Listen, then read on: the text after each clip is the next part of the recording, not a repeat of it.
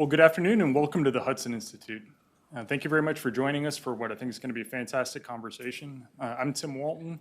I work in Hudson's Center for Defense Concepts and Technology. Hudson has a long record of thinking deeply about the United States and our allies' confrontations with adversaries. The legacy of work that started with Herman Kahn and now continues as we focus on how to overcome some of the challenges and crafting strategies for the United States and our allies to gain advantage in ongoing great power competitions. We're delighted to be able to host today the 23rd Chief of Staff of the Air Force, General David Allvin, for a conversation on great power competition.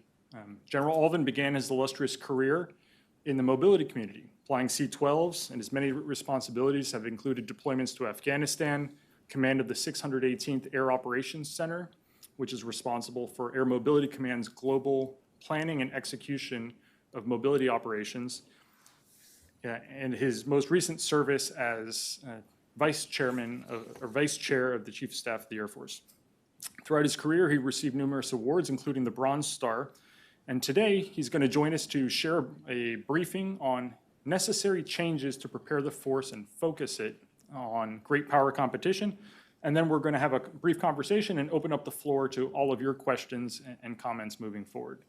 Without further ado, General Allvin.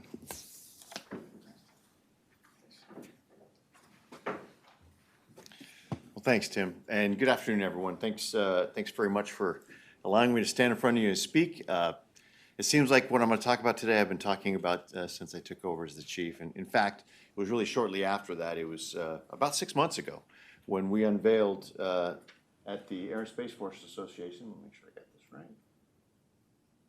The slides are working, not working? There we go. This idea of reoptimization for great power competition. It was something we had been working on for 6 months prior to that. And so when we rolled it out, we were very steeped in it. So we thought we were describing something that everyone fully understood. But I think as it came out sort of as 24 decisions that we've been trying to sort of connect the dots on ever since. And it's interesting because as I've sort of gotten my legs underneath me and really describing more comprehensively what this is about, this idea of reoptimizing for great power competition, the theme that's come through to me is this sort of one Air Force. And hopefully I'll highlight that for you today, that since the last time we were in great power competition, our Air Force has, because the environment has demanded it, has become more sort of diffuse, and maybe more stovepipes have been created, and we really haven't aligned ourselves because we haven't had a sort of an existential threat against which we should align ourselves. So I'm hoping to describe that and maybe paint the picture of the methodology of the why, and then I'll take some wave tops of how we're doing on that 6 months in, and then hopefully that'll tee up for a good conversation and questions and answers. So even though we started this as an Air Force 6 months ago when we rolled it out, for me, this has been more than a decade in the making. In 2013, then Chief of Staff General Welsh said, I'm tired of the Air Force hovering around the flame of the palm. We need to be more strategic. So looking out at what the challenges are going to be for the next 20 or 30 years is something he brought me into the Air Staff and charged me with. And this really started my personal journey for thinking strategically, enterprise-wide. Wrote this document called America's Air Force, A Call to the Future. It was sort of a strategic vision, defining strategic agility as the thing that we needed to have to be able to adapt and respond faster than the adversary. A couple years later, we wrote this thing called the Air Force Future Operating Concept. And the theme behind that was operational agility, how we actually are able to operate in a manner that allows us to adapt to change quicker and respond more rapidly than the enemy. And if you looked in that document, you would see things like collaborative combat aircraft. We called them something else. You would see things like JADC2. Then we called it multi-domain command and control. You would see things like proliferated LEO architecture. Remember, we still owned space at that time. We thought of it differently, but the idea of doing that, many of the things, the concepts since then were really born about a decade ago for me. And then when I went off to EUCOM, I helped write the strategy for EUCOM, and I understood that the theater strategy was incomplete because it was so intertwined with the global strategy, and we had to be integrated more. It's starting to come together that we're having major threats that required more than diffuse or regional responses. And so then when I came back to the Joint Staff as the J5, started writing these global campaign plans, understanding the interdependencies and the interplays between combatant commands on these threats that were growing in geographic area and crossing UCP boundaries with impunity. And that went into our O-plan development, understanding that one operational plan needed to talk to another operational plan in order to ensure the efficacy of both of them.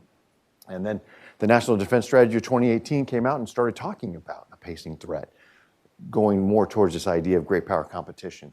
The Joint Staff then started working on this thing called a joint warfighting concept, which looked at taking the individual services modernization efforts and putting them into a theory of victory against a pacing challenge. We started to have a galvanizing, an idea of a galvanized joint force working together for the first time since air-land battle. And then, of course, reinvigorated by the 2022 National Defense Strategy, reinforced that. So this has really shaped my thinking. And when we started putting together the idea of reoptimizing for great power competition, to me, it was serendipitous because it was the perfect time. We're developing the capabilities, but do we have the structure? Do we have the organizational alignment? Do we have the processes to be able to have an institution that can adequately adapt to this environment? And that was the key. It was the environment. It's not great power competitions. Air forces aren't in competition. Great powers are in competition. We have to make sure that we have the Air Force that when that competition turns to the potential of conflict, that we can either deter that conflict or decisively defeat if called upon. That hasn't really changed. So when we think about it, what is it about this environment that we need to adapt to? In my thinking, I go back to the last time when we had sort of great power competition. And the reason why I think it's more challenging for us today is because if you think about it, in the Cold War, we had a mindset. We understood the Soviet doctrine. We understood their capabilities, and we were galvanized as a force, understanding a common target against which we were building our capabilities. We were developing our people. We were generating readiness, was against that single threat. And then a seminal event happens. The wall falls down, and it's cascading events, and the Cold War is over. And we're in this unipolar moment, an aberration in history, where we're dominant over just about any of the instruments of power without a clear adversary against which that we have to align our national security. And then after that unipolar moment, we get sort of somewhat surprised, another seminal moment that snapped the country, the world, into an awareness that we're in a different environment post 9/11. Asymmetric capabilities can actually threaten us in a way we hadn't seen before. So these two seminal events were sort of the catalysts that drove us to adapt to a new environment. But here's the challenge. We haven't had that catalyst. There hasn't been this seminal event from the counter VEO time until now, but I'll tell you, we're in that environment. And so the challenge of our time, I think, is to be able to understand that, and absent some catalyst, to be able to pierce through the fog and the opaqueness and say, this is the environment we're in. We need to wake up and we need to adapt. That was the impetus for us as the Air Force looking to do this reoptimization for great power competition. So what is it about this environment that we think we need to adapt to, optimize for? So we looked at some of those characteristics, and these are fairly obvious, but when lumped together, this is just the backdrop against which we looked at how we optimize our Air Force, or are looking to in the future. Obviously, the contested environments are more expansive. Sanctuaries are shrinking everywhere. That is a characteristic of the current environment for which we have to prepare. Rapidly advancing threats, it seems like every time we think that a particular adversary or competitor is going to do something in X years, maybe it turns out to be X minus. They're more rapidly advancing than we had anticipated before. Ascending domains, between space and cyber, how they're infiltrating into the ability to win or lose wars is rapidly advancing. The information domain, the ability to not be able to control the narrative, or the opacity, or the distribution of information that makes it harder to actually gain facts from information is getting more challenging. But this is the one that I'm seized with, quite frankly. It's sort of a combination of all the other. It's the pace of change. We've always dealt with technological change, and we've embraced it in this country. But it's actually the pace of change that has put some of our value propositions in question. Now adaptability might be more important than durability. And those sort of things, we have to think about those value propositions that were strong 20th century, North Stars that we went against. We need to think about how we do this and become more adaptable and agile. And that, I think, is perhaps the most important one against which we need to adapt. So as we looked at the characteristics of the environment, these are the four things that we think the Air Force does that we really wanted to hone in on and optimize for. And I'm going to go through some of the wave tops of each of these things, how we project power, how we generate our readiness, how we develop our people, and how we develop our capabilities. These are sort of the 4 pillars against which we're doing a lot of our re-optimization efforts to make sure that we can dominate in the environment we see now and the environment that we anticipate in the future. So in the projecting power, we go back to the Cold War. How do we project power? Well, in many cases in the nuclear arena, we did it in place, and we projected power, from the missile silos and from the bomber bases, and we would go forward in the nuclear realm. That's how we did that. In the conventional, we projected power as wings from fixed installations, mature installations, and we would pick up and project power forward also into fixed and mature installations, mostly in Europe, so we could push the forces forward. That's how we did it, as units. So your home station, you pick up and go with that unit to forward locations in Europe. In the unipolar moment, after the wall came down, we still had that Cold War Air Force, but Saddam invaded Kuwait in '90, so we weren't sort of that far afield from it. So we still had our Cold War Air Force. So how did we do it? Well, we picked up as wings, like we knew how to do for the last decade, but we didn't have a fixed, mature infrastructure to fall in on. So what did we do? We built it. Expeditionary, we hauled it C-141 by C-141, C-5 load by C-5 load. It took us 6 months, but that was okay, because we controlled the shot clock. We decided when we were going to start the war. We could get away with it then. And then as the unipolar moment moved on, we started having smaller campaigns where we only need to project power in smaller units. So we adapted to that. We started becoming a little bit more diffuse in how we projected power. After 9/11, the Joint Force did not need the Air Force to do what it needed the Air Force to do in the Cold War or in large-scale war, which is what the Air Force does. We roll back enemy air defenses. We establish and sustain air superiority in order to shape the battle space with the idea that we would create an unfair fight in our advantage for the combined arms. That's what we would do. But in the post 9/11 counter-violent extremist era, that's not what they needed. What did they need from the United States Air Force? Unblinking ISR, on-call close air support, surgical strikes, the golden hour to help casualties survive, and to fill in the blanks where the rest of the Joint Force was. They needed bits and pieces of our Air Force, more diffuse, more fragmented. That's what they needed, and the flexibility and adaptability of our airmen and our capabilities enabled that to happen. How do we project power, though? I'll tell you, we projected power the way we still do right now. Crowdsourcing, quite frankly. The most coherent units that we normally deploy with are maybe an operational flying squadron and maybe the maintenance squadron that goes with it. And they will deploy from a couple of bases. They'll meet over this now mature installation over the Middle East because we've been doing it for over 2 decades. And the rest of the combat support elements, all those that make up the rest of it, will join in on them and meet in the theater. Why?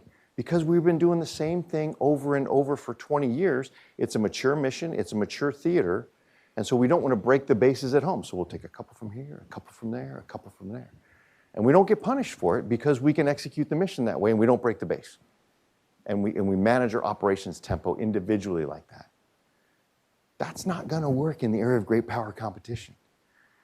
If you have to pick up and go on short notice and execute combat power at scale in a contested environment, you can't do it by meeting your fellow airmen in the theater and saying, "Hi, nice to meet you, let's go to war."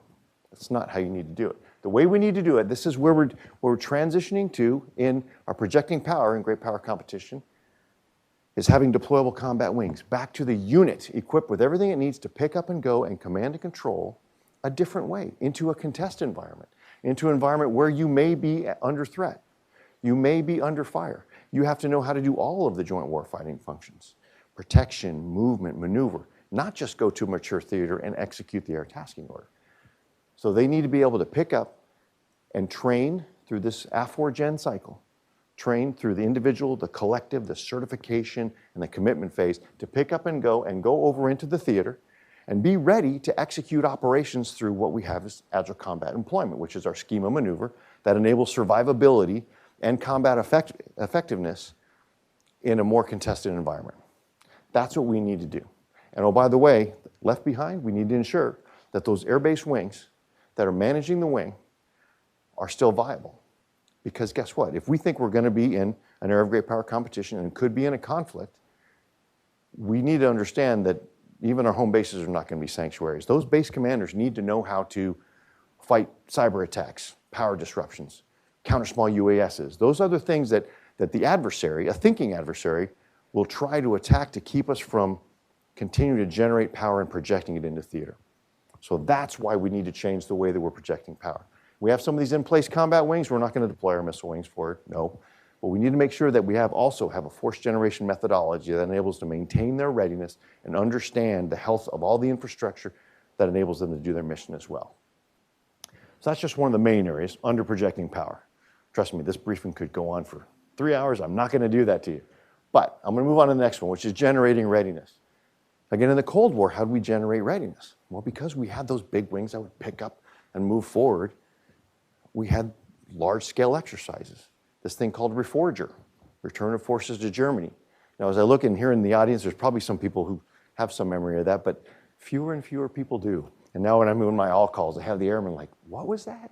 Well, Reforger was Return of Forces to Germany, what we did on a massive scale in the Cold War. I'm turning out to be about one of a handful of people who even served in the Cold War anymore.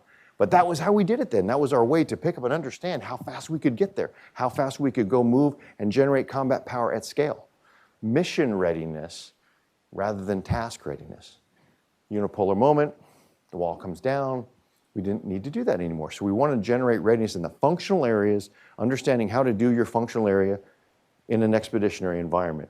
And that's what we tailored our readiness around. So it became more individualized, and by wing, are you ready to do your tasks?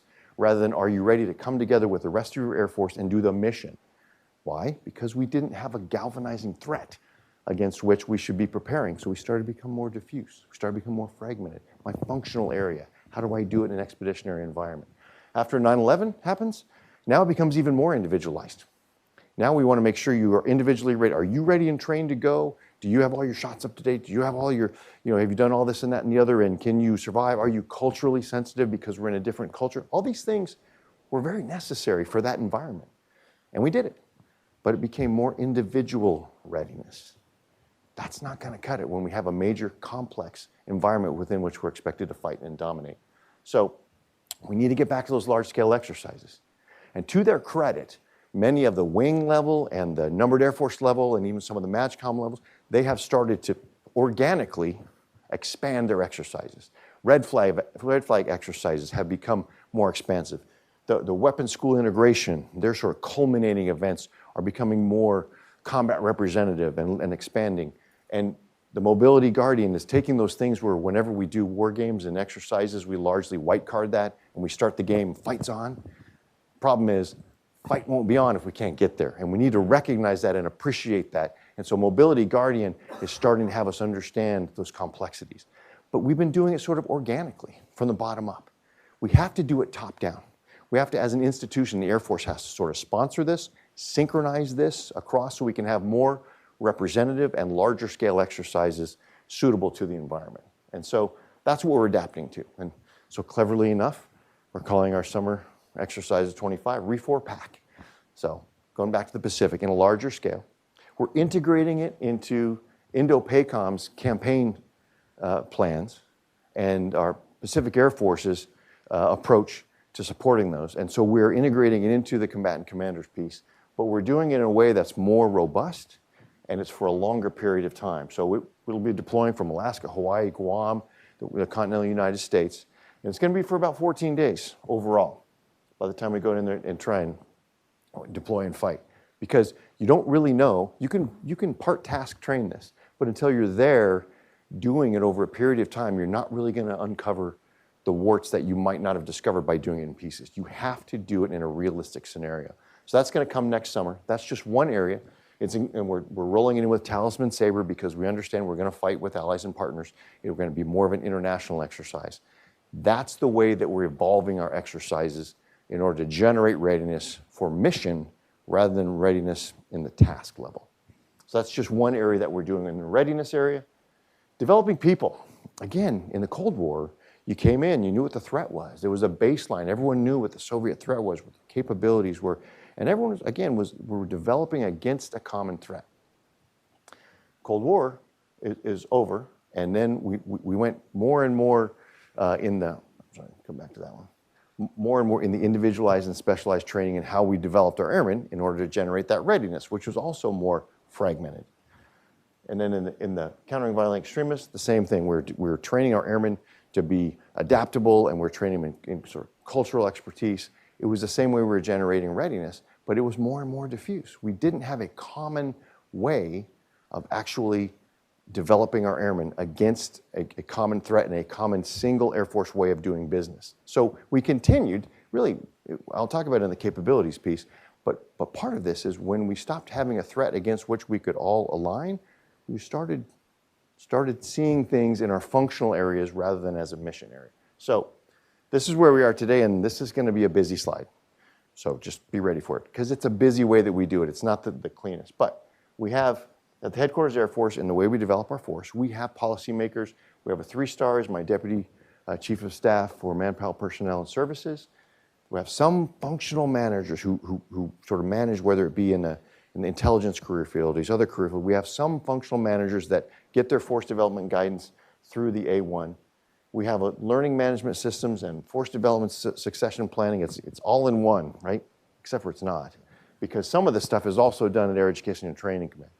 So there's been a mix of who does policy and who does implementation, which one blends back and forth, because over the years, we've been giving policy, but it's been interpreted through different functional communities. So you've got Air Education and Training Command mixed a little bit with Headquarters Air Force, and they're developing learning management systems, which may not be the same learning management systems as the headquarters. But wait, there's more. Now we've got all the commands who are doing the actual execution, but they also have functional managers within those MAGCOMs. They also are running developmental teams. They also have their own learning management systems. This is what happens when over the years you start distributing resources out to where you can start developing your Air Force by function rather than overall. And so this is sort of where we are. This is where we're going. We're centralizing all of the learning management systems. We're centralizing the process for our development teams. We're centralizing that and bringing them together. We're also putting together our recruiting and our sessions. So Air Force ROTC plus the recruiting service makes good sense. We're starting cradle to grave, make sure we're getting all of our airmen, officer and enlisted, and warrant officer and civilian, all together. We're aligning those together. Here, I'll give you a simple example of a PhD program. When you have the functionals who are driving people's careers, and you have someone who's qualified to go pursue a PhD program and someone who sponsors that, that airman can go and get a PhD. But there's always this very strong pull for the functional career field manager to go, wait, I need more of that type. Okay, you got your PhD, congratulations, now get back to work. It doesn't really make as much sense as if you do it holistically and say, what sort of airmen do we need to solve the problems the Air Force has? What are those problems? And now who has the acumen to go get a PhD to go after those problems? And then you manage their career afterwards to make sure they're leveraging that PhD to solve the problem. That's what you have when you have a central force development concept rather than a tug of war between those who are offering advanced education opportunities and those who are trying to manage a functional career field. That's just an example of how bringing this together helps. All those manpower are going to come together under one command. So you have a cradle to grave force development execution. So the headquarters can focus on the policy and the commands can focus on the warfighting. And we think that this should all be aligned together under one command, an elevation to 4-star, I should say a re-elevation to 4-star. Anybody knows the history, current Air Education and Training Command was, for about 72% of its life, was a 4-star. So it was driven to be back down to 3-star. We think this advances makes sense for it to be back to a 4-star. And that will align all of those under one command, one commander and staff accountable for a force development of one Air Force, not functional Air Forces. Finally, in developing capabilities. This is one of those which continues to be complicated, and I think it might be the toughest one to finish the execution of, but it might have the longest term impact in our ability to stay competitive in the environment that we see. Cold War, again, we had a threat. We had a threat against which we were designing our capabilities. And so that threat was Soviet Union and the Warsaw Pact. What were they doing? They were putting out numbers. They were pumping out mass.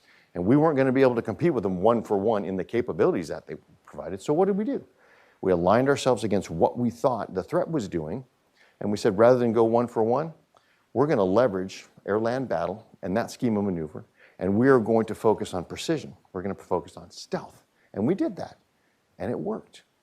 And that was how we developed our capabilities aligned against the manner in which the threat was challenging us. Now comes a unipolar moment.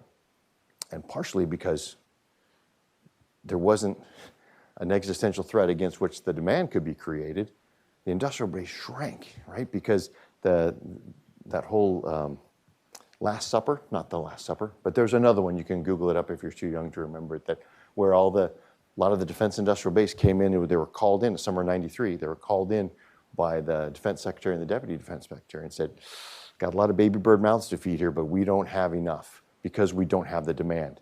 So what happened in the 90s?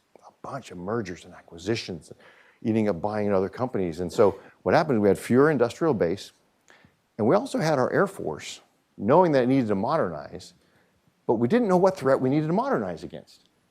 Interesting. There wasn't a clear threat, but we were basically modernizing our Air Force based on our core functions. We knew that one thing since the start of our existence as an Air Force, there were 5 basic things that we have done, and they sort of had different names.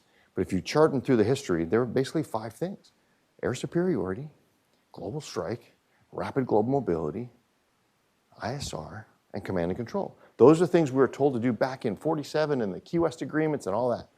So if you didn't have the threat against to align, we still were advancing those capabilities. But this was the start of, again, being more diffuse, because the people who were building and designing the next air superiority were different from the folks who were in another area building rapid global mobility up at Scott Air Force Base, and Barksdale is building global strike. And when you do that, you're building functional air forces. But largely it was because in the 90s, we didn't have that pacing threat, that galvanizing threat. And so we started to have fewer, and when you have fewer, they become more combative, and so they become a little bit more brittle because only the bigs can win it. And so we have a smaller, a more dense industrial base. And then, of course, after 9/11, a lot of the things that we were developing capabilities for were based on joint urgent operational needs and emerging operational needs to be able to satisfy what was going on over in Afghanistan and Iraq. But we still developed in that very stovepiped way. So we come to where we are now, which is despite some opportunity, some efforts to do integration. You can look back and see AFWIC, Air Force Warfighting Integration. We're trying to find a way that we can have one central capability development. It just happened to be on the air staff, and it was overwhelmed by the rest of the apparatus. So the design is that we will come up with the force design for the future. We'll develop that in the headquarters, and we'll parse it out into the major commands, and they will pursue their modernization efforts in accordance with that. Well, the challenge is they all see it differently because they see it through their lens of the core function, and they don't have an organizing construct that says, in order to do what? It's just, I'm doing my core function. So they do that, and they do their modernization. All those bright people on each of those major commands, they put it together, and they start building their part of the budget, putting it forward, and by the time it comes together, it's not quite a whole thing yet because they aren't talking to each other. There's gaps and seams. And so this is one of the reasons why people hate programmers, because it's like, wait a minute, you screwed up my perfect plan, even though it wasn't a perfect plan. I was a planner, by the way. The planners are the dream makers. The programmers are the dream killers. That's what they call, because they have to take those plans and put them up against fiscal reality. And so if it's not a coherent force design against what you're doing, you don't quite get there. And then we go through our policy, our process here at the headquarters, and we try and put it together, and it's still not quite right. We do as well as we can, then it's got to go through the department, and it's got to go through Congress. By the time it gets to joint warfighter, it's still not quite there. So this is where we need to go through. We need to start off with here at the headquarters. Again, we develop the force design against a pacing threat. We develop that, and now, rather than just having the core functions, we now ask the question, in order to do what? Because those core functions exist not for their own value, but in order to do something. And so with our Air Force Future Operating Concept and the Joint Warfighting Concept, we're designing it around what we need to do for the Joint Force, which will produce some different outcomes. It might produce things like, I don't know, put some JASMs on a pallet, put it on the back of a C-17, you have another version of long-range strike. You can augment things differently when you're thinking about one force design rather than a platform-centric. So that's what happens in this integrated capabilities command. And it only happens because you have all the rock stars that are currently in all of these other commands doing it in a stovepipe together, figuring out one force design. Not just the core functions, but what we want the core functions to do for the joint force. So now, the force design is created, developed on the air staff with back and forth dialogue with the Integrated Capabilities Command. It goes through the secretary and myself, and now we say, here's the force design, go build it. Go decide, give us options, give us the things how you can put these together and make us a more effective one air force, one fighting force, one force design.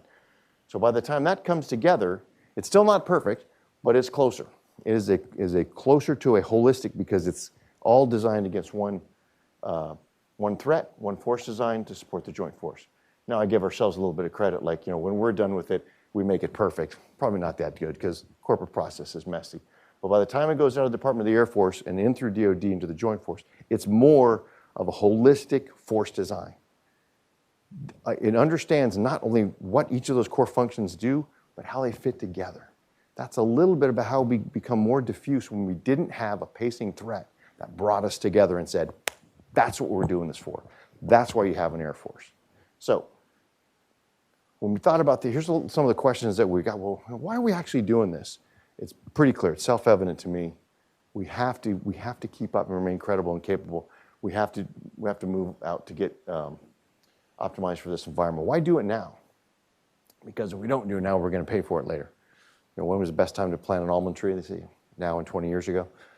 If we could have started early, we probably would have if we would have put the idea together. But whatever we do or don't do today is going to impact how well or poorly the future fight goes. And we just have to get a grip on that. We can't wait for a seminal event to wake us up and go, you know what? We ought to start changing. The environment is here. We need to adapt to it. Why so fast? A couple of reasons. First of all, we're out of time. And second of all, I also get the, why are you doing everything all at once? Why don't you do one thing, get it sorted out, and do the next thing, and then get it sorted out? And that's a very 20th century linear way of doing things, and the world's moving too fast. Plus, if you try and fix one of these things and leave the other one static, the bureaucracy has a great capability to swallow that thing up and revert to its old form. You almost have to get them all moving together because there's an interdependence for all of them to succeed. And once we start burning some ships and moving forward, we're going to be more likely to reach the right destination rather than trying to fix one little thing at a time and then fighting to keep that thing fixed when we go on to the next thing. And the end state is just, as I said, it's one Air Force back together, integrated to meet the threat and meet the environment. So thank you very much. I talk fast. I can talk faster, but I don't think people can listen any faster. So I really appreciate that and hope that helps open up the floor for whatever kind of conversation we might have. Okay. Thanks. General, thanks a lot for that comprehensive look. Covered more or less all the readiness topics in a 30-minute briefing. And then I think it's probably only the start of a lot more work you're going to be doing in this area. I wanted to start by talking about readiness assessments. And in particular, it seems like you're thinking more and more about trying to conduct mission-based assessments of readiness and shift maybe more away from the current defense readiness reporting system, DERS, well, which is helpful but problematic because it really doesn't provide insight into your ability to execute specific kill chains or scale them up at the necessary level. So how are you going to do that? And in particular, do you need new tools to do that? Do you need new organizations to focus on that? I think we have, as far as being able to assess the readiness, I think we have the organization within our IG system. It's about transforming our IG system. And they're already moving out on that, on understanding to go beyond the DERS and at the unit level, the sorts, which are about the tactical level execution assessment. But in order to be able to assess it, you have to do activities that will enable you to do that. So there's a marriage between some of these increased and larger scale exercises and our ability to inspect and ensure our readiness at the mission level. With respect to being able to generate the exercises and generate the activities that we can assess, that's where there's going to be a transition within Air Combat Command. Air Combat Command is going to be taking on an outsized role from where it is now on synchronizing the activities to ensure combat readiness of the entire Air Force, not just of Air Combat Command. And so there's been several things that we've done. Obviously, as we said, we've been taking some of the manpower that is currently used for the development of capabilities and requirements within each of the MAGCOMs, and we're assembling them together for this Integrated Capabilities Command. So that's one less thing that ACC will be required to do, which I think is very important, by the way, because when you tell a MAGCOM commander, you're accountable for readiness, got it. Oh, by the way, you're also accountable for the future of these capabilities. You're forcing them to make trades. And I can't guarantee that the trade that's going on at Langley has the same context as the trade that's going on at Scott versus Hurlburt versus Barksdale. So you find yourself uneven. So if we have the MAGCOMs just focusing on readiness for their forces and not have to do both, I think that will help us have a culture that will put mission readiness first and be able to understand how to put the exercises together where we can assess our force. It sounds like you're heavily emphasizing live assessments in terms of readiness on the ramp, in the air, and conducting actual exercises. Are you also thinking about how to use virtual constructive training, simulation environments, so you can actually play through what's the optionality of my force in terms of kill chains? But I know that doesn't get to all the readiness assessments. You need to do things in person, live, but. No, it's a great point, because actually I just got back from visiting Bamboo Eagle, which is this recent one was bigger than any of the other ones. That was not purely a live exercise. There were elements of virtual constructive putting that together. And there's also some areas that maybe we want to evaluate our readiness and we don't want to have them in the open air where everyone can see. So there really is that element of virtual and constructive that we're going to be using. There will also be, even though I said we don't want to assess our readiness by just part tasks, through the AFORGEN cycle, the force generation cycle, there will be opportunities to do individual training, collective training in smaller units, and then in the certification events with larger units. So we're evaluating which of those things we can effectively assess with smaller scale, that you don't have to have everything evaluated in a huge exercise. And so as we do that, we'll be able to figure out which of those things can be done in smaller exercises, which of those things can be done in a virtual environment, in a constructive environment.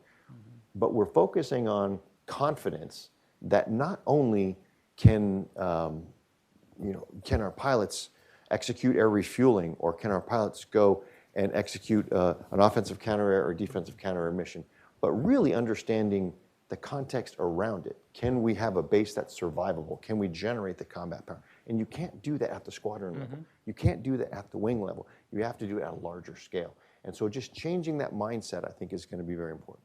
You mentioned base survivability. I think it's a topic that's gaining greater interest from Congress. There was a congressional letter on this topic that was submitted to the Secretary of the Air Force, Secretary of the Navy regarding airfield survivability.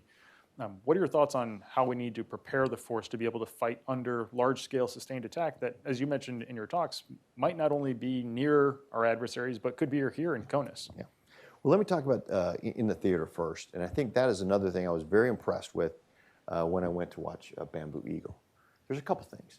There are some fundamental things where we know we need to do work on, and that is in the area of more robust base defense.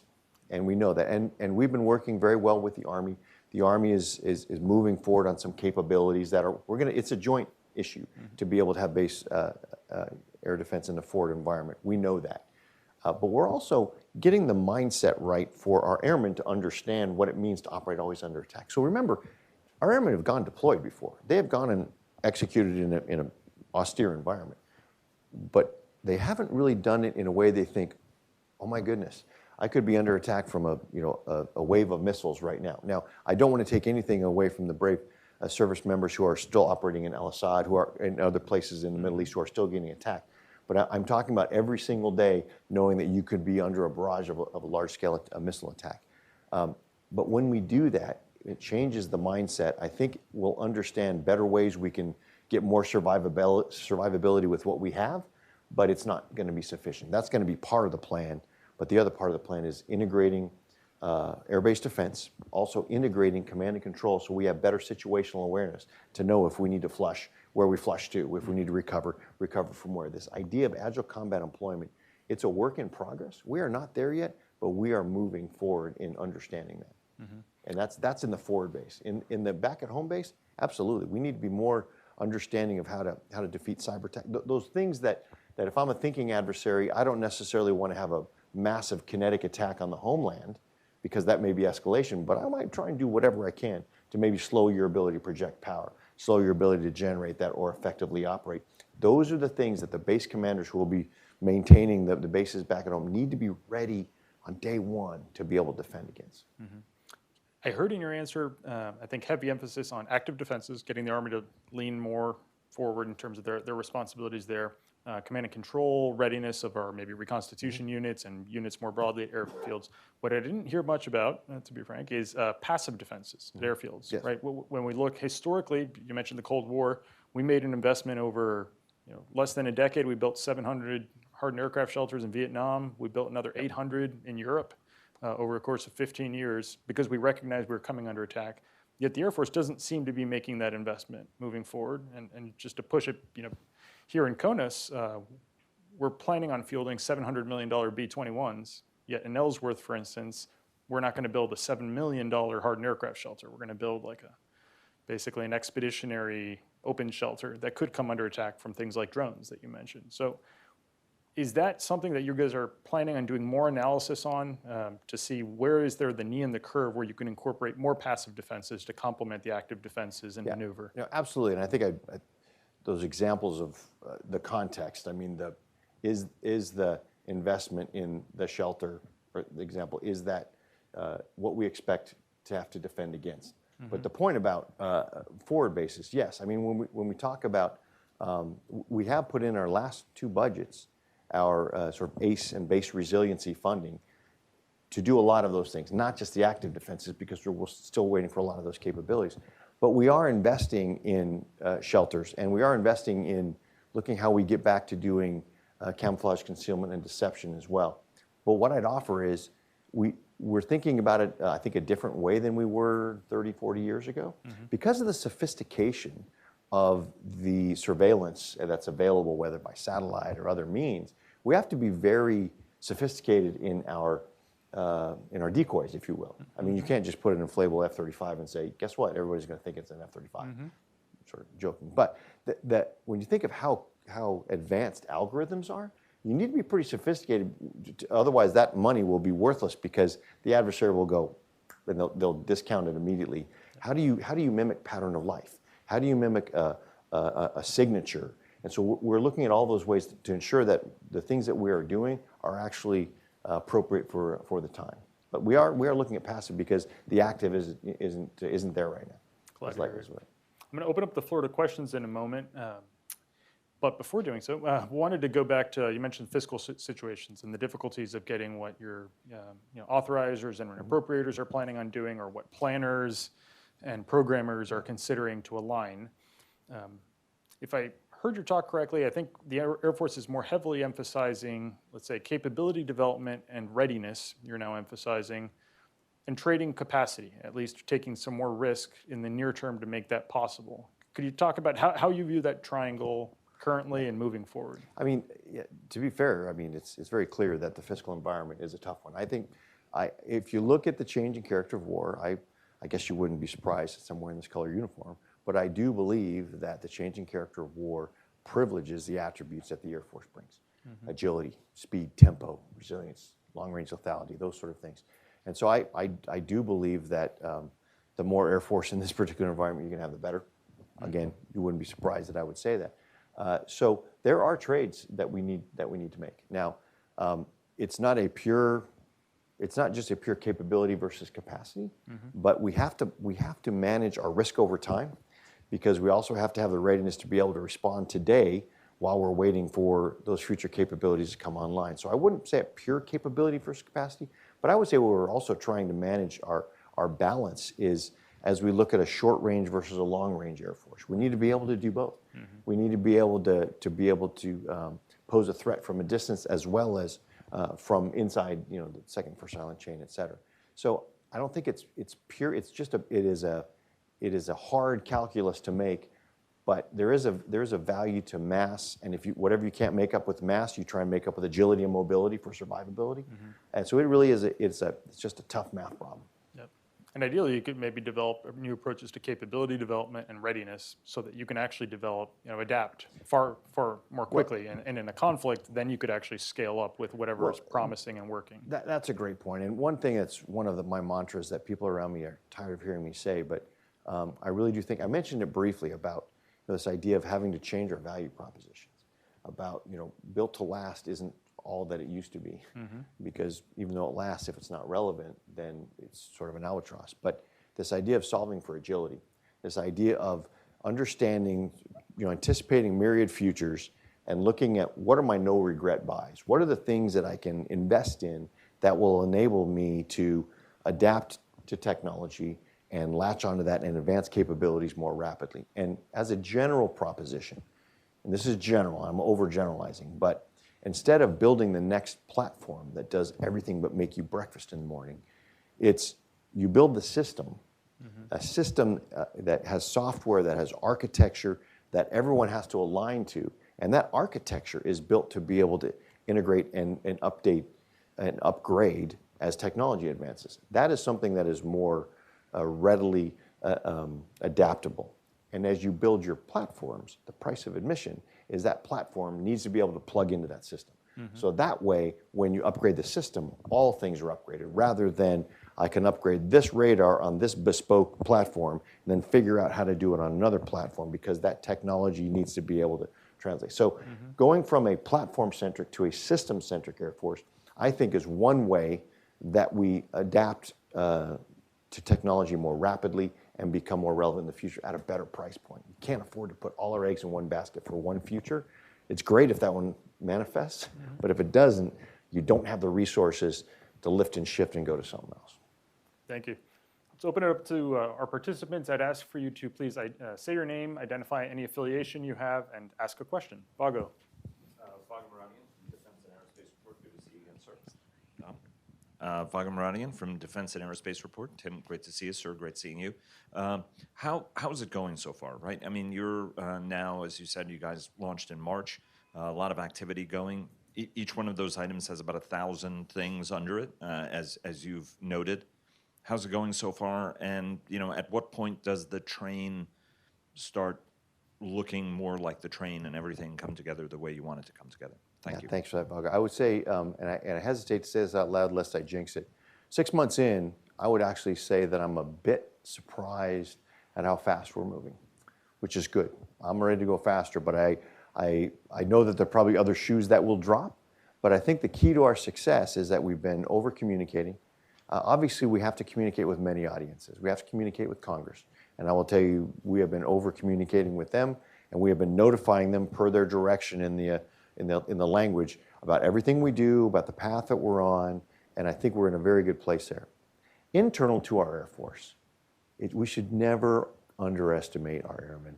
Our airmen get it. And so when I was out there at Bamboo Eagle, when people were going beyond just their little job and they were setting up the base, or they were actually helping and feeling they were more a part of the mission, they get it. As far as the institutional piece, changing the wings, I think we're going to have, we already have the process in place for which we're going to be selecting the commanders for the new organizational construct in many of the wings. So we've already making some steps that makes it harder to reverse. And so we're moving forward on those. I think, again, and on the readiness, that is really moving forward. We have our first combat readiness inspection that the wings are going through. Both the IG and the wing is learning a lot of lessons. So on all fronts, we are really moving forward at a pretty good pace. I think the challenges going forward will be in the actual assembly of the integrated capabilities command, because that involves the movement of airmen, either physically, which will have a lot of legislative interaction when you try and move people from one district to another. So in the meantime, we're actually doing it virtually. But putting those in place while we still have to manage on the POM, I think, I don't know if there's a single spot where I go irreversible momentum, but I am very pleased with the progress we've made so far. If I just may ask one, how is the culture change part of this go, right? I mean, the culture changed over 30 years. It is the culture it is now. Yeah. The culture change piece of it. How are you doing on that? Because whether you wear 4 stars on your shoulder or have 2 stripes, it's a big change? So I think there's a couple things on that. The big part of it is they call it the frozen middle. That's pejorative, but I've used it before. But that is the part where we need to, the airmen who have been in and understood what they've been doing and also what their path looks like. And that's the one thing, this uncertainty of if you're changing a wing structure, you're going to dissolve ops groups and maintenance groups. And I knew what my path was in the future before. What does it look like now? That's communicating through that unease, I think, is work that we still are doing and still have to do. I think the culture when it comes to the airmen coming in, which we're bringing in 25,000, 30,000 a year. We have this opportunity now to, from the start, we're baking it in at BMT. We're making some changes in the experience at the academy. So the ones that we are bringing in are going to be more sort of acculturated to this methodology than those that are in. So there will be a little bit of a friction there that we need to work through. But 6 months in, it's hard to say how far you're doing on the culture. But I think sometimes the culture is driven by an inevitability of this is the way the future is. So therefore, I'm either going to get on the train or I'm going to have to watch it pass me by. Another question here in the front from Michael. Hi, Michael Morrow with Breaking Defense. I had one question, one follow-up. The first one is a budget question. There was a interesting mark, I believe, in the Senate Appropriation Committee's most recent bill where they directly criticized the Air Force's budgeting process for not being agile enough. They basically said that the other services, when they get their yearly budgets put together and they have to submit them to OSD and everything, the Air Force's process requires a lot of reprogrammings, billions of dollars worth, senators said. And basically their criticism was that the Air Force's budget process just wasn't fast enough, wasn't agile enough, especially compared to the other services. Could you address that and maybe, as part of the reoptimization, getting after the budgeting process to ensure that resources can be agile as well? Yeah, I'll make sure I answer the question right, because we run the same process as everyone else. It's Congress that decides when they're going to give us the money. So if the issue is that we do more reprogramming than others, I think there's an explanation for that, in that we are trying to evolve to the changes in the threat, and because we are doing a lot of modernization. And when you're trying to do a lot of modernization, there may be things you're learning along the way. And I think a lot of times when we make our plans and then we learn things, the idea that if it doesn't appear as though it's been communicated well, it seems like we're just changing our mind. But in fact, what we don't want to do is show how good we're keeping consistent with the plan when the plan is no longer relevant. So there's always going to be those frustrations, but we can all improve in our process. I think if you look at the language, they had something to say about all the services that they didn't like about their budgeting. For ours, it was just that. So there was that's something that I guess it didn't surprise me, but communication is the key on that, to explain why we need that and what the learning is that we're gaining from is what we need to make sure we communicate. And I also wanted to follow up on, so you talked about there being kind of these moments that serve as a catalyst for change, and I don't want to be, I guess, flippant asking this question, but was the war in Ukraine not kind of a catalyzing moment? One of the key themes seems to be the impact of mutually denied air superiority. So, how has the war in Ukraine really catalyzed thinking within the Air Force? Obviously it's different than the China challenge, which is what the Air Force is really reoptimizing for, but a lot of the same lessons still apply, right? So I'll be clear. Let me answer the question first about Ukraine, and then I'll be clear about the reference I was making to the catalyzing event and the audience. But with respect to Ukraine, I think a lot of that depends on your perspective. If you see, well, mutually denied air superiority, to me, that shows the value of air superiority, whether it be for a moment in time or a period in time or a large expanse or a small expanse.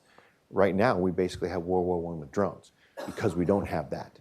The idea of being able to have air superiority that is synchronized with the rest of the joint force, that is still just as relevant as ever. And now whether we can have it for as long of a period of time or over as large of a swath of geography as we used to is another question. But then the other question is, because of technology, do we need to have that? Or does it need to be, that's why I keep having us asking ourselves, Air superiority in order to do what? So as long as it's designed to be able to enable the joint force to maneuver in a way that a joint warfighting concept or a joint scheme of maneuver becomes successful, that's what you want to optimize your air superiority for. On the Seminole events, I was talking about the country. So we as an Air Force can see something, or the Department of Defense can see something is changing. But what I was pointing to is the world changed after the Cold War, and everybody woke up and said, we're in a different environment.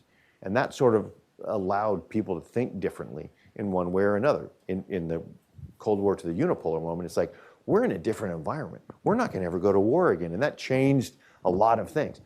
9/11, wow, we're in a different environment. A few folks can have a huge impact on large powers. And so those sort of things had I think the nation, and in some way the world, recognizing something across the world has really changed with respect to large-scale things. We haven't seen that seminal event that said, wow, that's impacting our nation. Right now, our nation is just, there's conversations as to how much we should be supporting or not supporting, not necessarily, holy cow, we have to change the way we're living in this United States. I think that's what I was trying to drive at. Let's take another question from the back there, please. Thanks, General. Carla Babb, Voice of America. Going back to REFOR-PAC, the new exercise, can you talk a little bit and expand a little bit on what concerns and issues that you think REFOR-PAC is going to address that's not being addressed in the current training? Yeah, I think, thank you for that. I think that one of the issues that will be addressed, that we're starting to address, we saw a little bit in this most recent Bamboo Eagle, but how mission ready are we to deploy in a complex environment and sustain operations and be able to do logistics under attack, to be able to generate and maneuver within the environment, to sustain the mobility fleet that can get around, make sure the munitions and fuel and everything gets to the right place. So it's the glue that puts together the fighting force that does the actual kinetic and non-kinetic effects. And how long can we sustain that? What is our ability to be able to maintain command and control? Those things, when it gets really complex and you have different injects into the exercises, that's where you can really test it. It just really is the scale of it, because there are things that you can't really pick out until you have a longer sustained agitation, if you will, or something where you can't really replicate on a small scale. One more question forward, please. There we go. Thank you. Hi, sir. Split Schaefer from McKenna & Associates now. Thank you for sharing all the information. A lot you threw at us in a short time. Quick comment and then a question. But when you're talking about structural changes to kind of overcome institutional accountability and responsibility, I understand that. And I get a chuckle just about going to a one Air Force when we still kind of have three, with the active guard and reserve component that isn't addressed through that are going to have competing interests. So I'm curious to see how that plays out, and we continue to work that through in the future. But my question gets to the speed of relevancy and what you alluded to on working with the Last Supper in 1993, and everyone came together.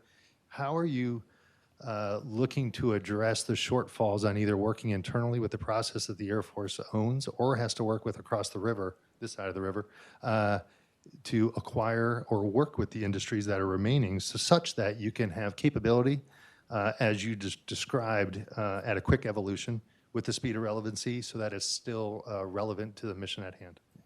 So before I don't want to let us wash past the total force thing, so I will hit that first. The total force has been integrated in this very thing. The thing we need to understand is that the total force, the last time we had great power competition, was a 100% different total force than we have now. There's so much more integrated. There's so much a part of frontline force, which is why when we develop these deployable combat wings, there are also, I got a lot more depth to that, but there are some wings that will not have to pick up and go. They will be what we call combat generation wings. They will be the one responsible for ensuring that those the operational squadrons are up and ready to go that can fall into deployable combat wings. The Guard and the Reserve are already now putting together their forces to put together deployable combat wings in the next 2-3 years. So they have been right with us on this readiness piece, on this power projection piece. There's also a great opportunity for the Guard and Reserve as we're sort of developing the new capabilities, whether it's become in Spectrum or in a lot of the Spectrum Warfare Wing and the groups that they're tailor-made for total force. So we are integrating the total force in there. With respect to where are we at the speed of relevance sort of thing, I believe you're going to see if you know, for however long I'm in this seat, you're going to see me be more and more excited if we're on the same path about collaborative combat aircraft. It's not just about the collaborative combat aircraft thing that we're doing, but it's about our foray into human-machine teaming, which is going to be, I think, at the forefront of the next revolution in warfare, about who can do that best and fastest. So that's one part. But the other part about the collaborative combat aircraft is in a fiscally constrained environment. We are understanding that, again, if you're going to solve for agility rather than a built to last, the manner in which we are pursuing that allows us the opportunity to adapt more quickly. We put the key performance parameters that had things like speed to ramp and costs and those things that rather than say, hey, this looks pretty good, yeah, but if I put another ornament on it that only costs X amount of hundreds of millions of dollars, it'll do this, and then it'll do this. That becomes sort of the fourth to fifth to sixth generation spiraling problem. What if we want to disaggregate it? If you have a disaggregate, I only want so much on that particular platform and system, to the point I was talking about before, but it needs to be able to talk to the other things. So once this thing becomes obsolete, it's gone. And I don't have to have that sunk cost because I'm not building a long-term sustainment system for it because I don't want it for that long. Because after a while, I think it's going to be probably obsolete. So changing the incentive structure by changing what we're privileging. I want design, I want speed to ramp, I want this much capability, and I want to do it now so I can learn from it. And if, by the grace of God, it happens to be modifiable enough, then good for you, whoever won the contract. And so those sort of things where we're actually having it be not a massive thing, but maybe a system of things, I think will enable us to not only adapt to technology faster, but bring to bear relevant capabilities faster. And I think changing that process doesn't make us make massive bets on technology that we think is going to come several years down the road. I think that's one of the ways in which we do it. I think we're going to move on to, if it's Sorry. just quick, leasing versus buying quickly, but then try to make it one question. Yeah, I don't know that I have a good, if that's a direct correlation. It depends on some of the things that we want. I don't have a great answer to that. There's probably a cousin there, but it's not necessarily the mainstream of how we're thinking about things. Let's move to the front with another question here, please. Hi, Tom Stamelli with military.com here. You talked about how the plan has been going over the last 6 months. Mm-hmm. Let's talk about the next 6 months here coming up. And there's an election. This is a major undertaking that's happening. White House priorities could shift regarding how they respond to foreign conflicts. You emphasized speed as being key to implementing this plan. Is that part of the equation that foreign policy objectives could change? Is that part of why this implementation and this reorganization, you are moving so fast with it? And is there a concern that the ball could stop rolling or you're left with loose ends with this plan ultimately? Yeah, so there's things I can control and things that I can't, but the reason for speed is not so much about the domestic environment, but it's about the security environment. Things are moving so fast that if we continue to adapt and evolve at the speed we have been, we'll fall further behind. And so that's why this going all together, because that way we can have one sort of tumultuous, if it is, or maybe not so much, but a major comprehensive change moving forward. Yeah, as far as the other things, those I can't control. As long as I'm in the seat, I am sort of looking to build and adapt the Air Force against the environment that we see, the strategic environment, because that's what they sort of pay us for. The others, everything you said could happen. And because I can't control that, the thing I can control is focus on the nexus between the organized training and equipped mission that the Air Force has to provide to the nation and the threat against which we need to develop it. It sounds like I'm being sort of flippant, but it's just that simple for me. Another question here in the front, please. Hi, Audrey Decker with Defense One. Thanks for doing this. Quick NGAD question. Secretary Kendall said a few weeks ago, that the Air Force is taking a pause on NGAD to make sure you guys have the right designs and stuff. From your seat, how does that impact the program? Does the service still plan to award a contract this year, or will that be delayed? Yeah, so first I want to clarify that just because specifics in words matter, it's the pause on the NGAD penetrating counter-air platform. NGAD stands for Next Generation Air Dominance. It's not a thing. It is a family of systems. Within that NGAD family of systems is collaborative combat aircraft, is the open systems and government reference architecture, is some of the sensors that we're developing, is some of the technology. So all of those, that family of systems is still going forward. The rationale for the pause on the evaluation of the concept design or design concept of the actual platform is the thing we're pausing because you're getting ready to enter a one-way door. And so we want to make sure we evaluate that versus others given the pace of the threat and how fast the threat has evolved versus the imagined or estimated threat at the time it was being developed. And so I don't have an announcement as to whether there's going to be a contract award at the end of the year or not. But the rationale for the evaluation is because that again, it's a solving for agility. We want to make sure that we don't do something that's a one-way door when we haven't really looked at that design in the context of all the other things that it makes to meet the environment.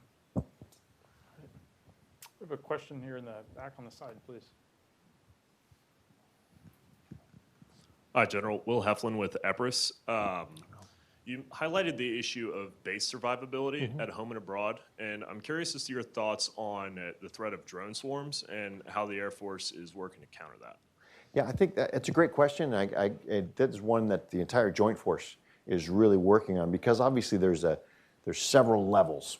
You know, you can talk about one-way UAVs versus swarms. On the area of swarms, it really becomes about effective defense against them and understanding which things you would want to protect from those swarms. Because depending on where you are, if you're going to have a lot of them swarming, and then they either can only come from a certain range, or you can't have a lot. So you can't have a 3,000-mile swarm of X. So you have to put it into context. But it is offering some more complexity into the way that we have to imagine to protect our bases, which is different in some cases here at home than it is forward. Because here at home, there's a lot, whether they're there to disrupt or to surveil or to whatever, here domestically is a different challenge. But we are looking at, a lot of that is point defenses, a lot of it is passive defenses, a lot of it is non-kinetic. So we're looking across the board, but that is an area that I think we're going to see as a joint force increasing attention on. And how that gets spread across the joint force as to who does what, I think we are definitely working on together. There's a joint counter-UAS office now that we're working on with the Army sort of taking the lead on that. I would say it's a not fully solved problem, but it's one of those that we're certainly increasing our attention on because we're seeing how it's playing out in theaters all over the world right now. Okay. I have another question here in the front, please.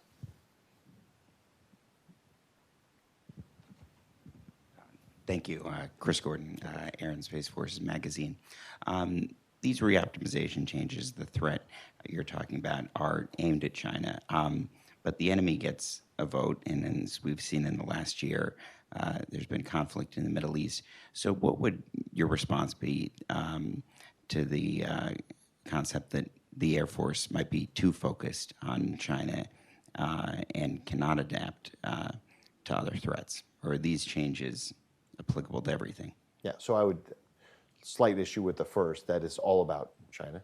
It is the pacing challenge is China, but we are looking at, when we think about adapting and reoptimizing for the environment is a strategic environment within which we have certain actors doing certain things and certain capabilities being developed. But to me, we're optimizing also to adapt to the changing character of war. And so when we're looking at things that are happening in other parts of the world, there are things going on within our capability development portfolio, looking at how we have the right mix of capabilities so we aren't on the wrong side of the cost curve. Those don't get developed overnight, but we are looking at those to understand how one might manage within a fiscally constrained budget, enabling the capabilities to be able to go after the high-end threat, but not being a one-trick pony to where all you've got is high-end capabilities, and so you're on the wrong side of the cost curve when you're going against very low-end UAVs. So this reoptimization, it's not just about a thing or two things. It's about setting the condition and restructuring us to think about being more adaptive and agile in that. So we should be able to shift from not only just one adversary or another, but sort of the environment in general. So I think they do apply all to others, but we're all to all environments. But we do have to make sure that we are able to handle the pacing threat. Is it focused then primarily on China, and these other areas are secondary, or would you? I don't know that I don't know that you can categorize it one versus another. On the it depends on which area, right? On the readiness, Do we have a readiness challenge of the force being able to pick up and fight a large-scale conflict? Do we imagine that's what's going to be in other theaters? No. However, do we need to be able to develop capabilities that are more adaptable and are more cost-effective and don't get, sunk costs and, vendor lock and all that in our integrated capabilities? Command, that applies to everything. In the way that we develop our people, making sure that we have advances in the cyber realm, advances in, that's why we're doing the warrant officers, developing people with more of a war footing mindset. Those aren't specific to one threat or another. Question in the last row, please. Zach Shore, Hermes Corporation. So you've spoken a little bit about today the Last Supper and the speed of relevance. So my question to you, sir, is sort of stepping off from those comments, how is the Air Force thinking about modernizing the sort of traditional S&T pipeline and capturing more engagement with non-traditional sort of technology providers, and specifically those that are also bringing with them the private capital that can help drive down costs and accelerate? Yeah, thanks. I think one of the things that I didn't, it's another entire slide, that's about another 7 minutes part of it, has to do with what we're doing within Air Force Material Command. And within Air Force Material Command, how we were better doing integration across stovepipes and silos that enable us to do a couple things. First of all, it integrates better with the Integrated Capabilities Command, which is looking at a comprehensive force design. But the other thing is it helps to streamline our S&T to go after problems. And when you do that, when you're problem focused, you look for all comers, rather than if you're sort of technology focused, where you might be thinking about a group you've worked with or an industry you've worked with before. And I think having that, and then putting on top of it the fact that there is a privilege being put on speed, you might find that some of these technologies from these non-traditionals might compete better. So I think putting the incentive structure against the value proposition of the whole force design and streamlining S&T specifically to the problems will allow a cleaner path from those who have things to offer.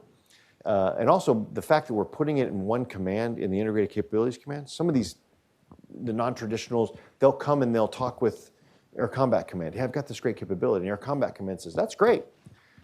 So that company may think, I'm in. And then, okay, oops, it died at the corporate structure because it didn't make it at the Air Force structure because it didn't fit into the force design. And here that company spent their own money on it, bitter taste in their mouth.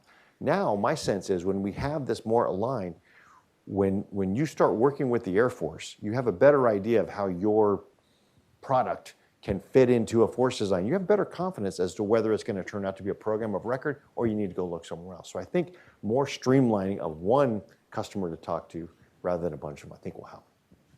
General Allvin, well, I think that wraps us up. We're really grateful for the generous amount of time you've given us, and I think you've given us lots to think about and work on moving forward to focus the force.